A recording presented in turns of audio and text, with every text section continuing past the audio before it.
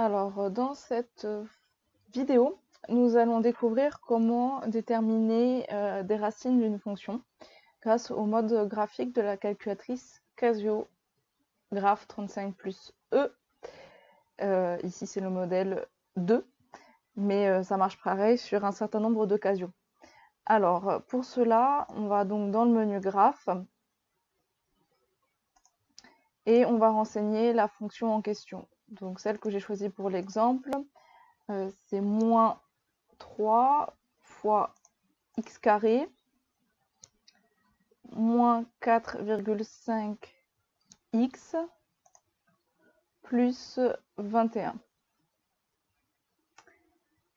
Alors, donc si je trace directement la fonction, là j'ai pris ma calculatrice comme elle était la dernière fois que je l'ai utilisée, c'est un peu ce qu'on fait toujours d'ailleurs, et je trace. Donc là, on a l'impression de voir les deux axes, l'axe des ordonnées et l'axe des abscisses. Et on ne voit pas très bien le haut de la courbe.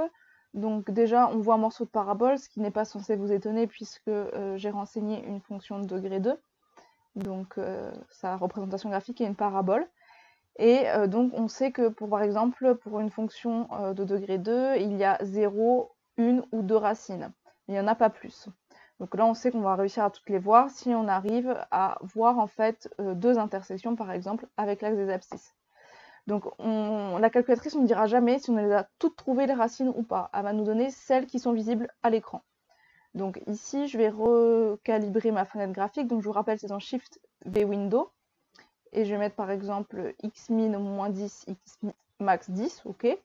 Et je vais laisser Shift Zoom Auto, ça me permet à la calculatrice de régler toute seule pour voir toutes les images pour X entre donc moins 10 et 10, comme je l'ai renseigné dans VWindow. Donc ici, nous, on voit l'axe des abscisses, l'axe des ordonnées, et on va savoir qu'à ces deux endroits-là, on est censé pouvoir lire la valeur des deux racines. Donc, pour les trouver, on peut utiliser gsolve, pour, en français, si on veut se souvenir, c'est solution graphique, hein, G comme graphique, et solve, c'est pour solution, résoudre. Donc, on fait Shift gsolve, et root, en anglais, c'est la racine. Donc, on va choisir root. Et là, donc, la calculatrice nous indique moins 3,5. Donc, je la note sur ma feuille. Moins 3,5, moins 3,5. Ce serait une première racine. Et avec la flèche ici, on va... donc vous voyez, c'est celle qui est ici, là où il y a la croix. Et la deuxième racine, celle qui était juste à ce niveau-là de la croix, ce serait 2.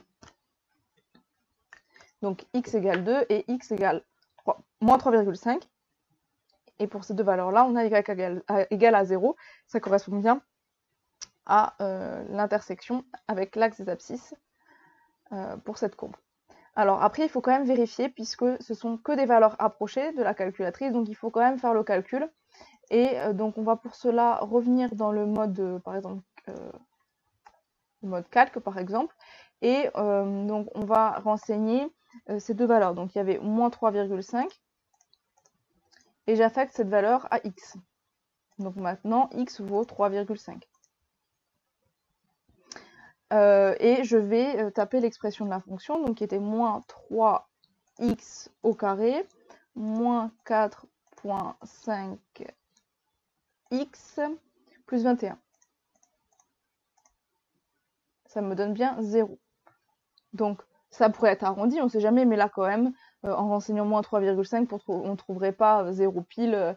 3,5, c'est pas pi, c'est pas une fraction, voilà, c'est bon, non décimal, etc. C'est vraiment un nombre où on a des chances de trouver la valeur exacte avec la calculatrice. Et ici, donc, ça fait bien 0. Donc, on a bien moins 3,5 qui est une racine. On peut tester aussi avec 2. Donc, j'assigne la valeur 2 à x. Et comme on peut réutiliser ce qu'on a écrit juste au-dessus, hop, je me situe sur cette ligne-là. Je vais réappliquer le calcul avec x qui vaut 2. Donc, on retrouve 0. Si vous n'êtes pas sûr que vous avez l'impression que la valeur n'a pas changé, elle a changé. Hein. C'est 0 qui est redevenu 0. Mais si vous n'êtes pas sûr, bah, vous retapez. Pardon.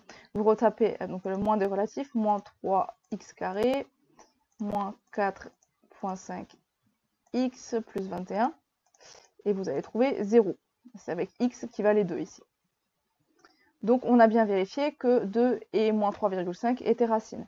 Donc quand on utilise la calculatrice, il faut vraiment, notamment pour les problèmes de factorisation de fonctions de degré 2, si on ne trouve pas les racines de manière évidente, on peut utiliser la calculatrice, mais après il faut vérifier par le calcul, en substituant x par les racines supposées, pour vérifier qu'elles sont effectivement racines.